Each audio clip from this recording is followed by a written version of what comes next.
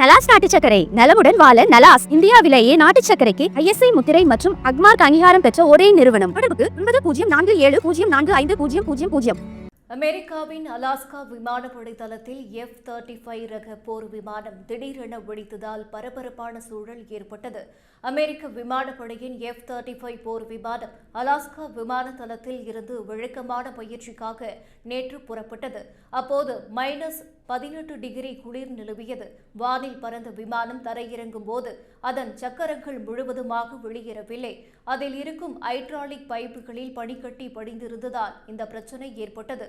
சக்கரம் முழுவதும் வெளிவந்ததாக பைலட்டுக்கு சென்சார்கள் காட்டியது.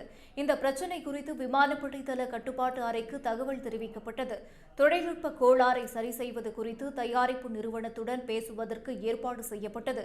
சுமார் 50 நிமிடங்கள் விமான நிறுவன பொறியாளர்களுடன் பைலட் கலந்துரையாடி பிரச்சனையை சரி செய்வது குறித்து ஆலோசித்தார். பாதி சக்கரத்துடன் விமானத்தை தரையிறக்கி மீண்டும் பறக்க முயன்றதால் சக்கரம் முழுவதுமாக வெளியேறுவதற்கான வாய்ப்புகள் இருப்பதாக பொறியாளர்கள் யோசனை தெரிவித்தனர். அதன்படி 2 முறை போர் விமானத்தை தரையிறக்கும் முயற்சியில் விமானி ஈடுபட்டார். ஆனால் சக்கரம் முழுவதுமாக வெளியேறுவதற்கு பதில் முற்றிலுமாக உள்ளே சென்று முடங்கிவிட்டது.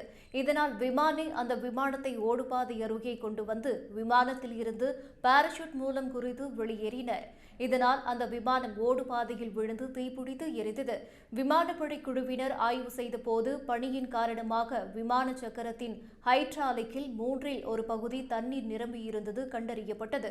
இதை முன்கூட்டியே சரிபார்த்திருந்ததால் இந்த விபத்தை தவிர்த்திருக்க முடியும் என விசாரணை அறிக்கையில் தெரிவிக்கப்பட்டது.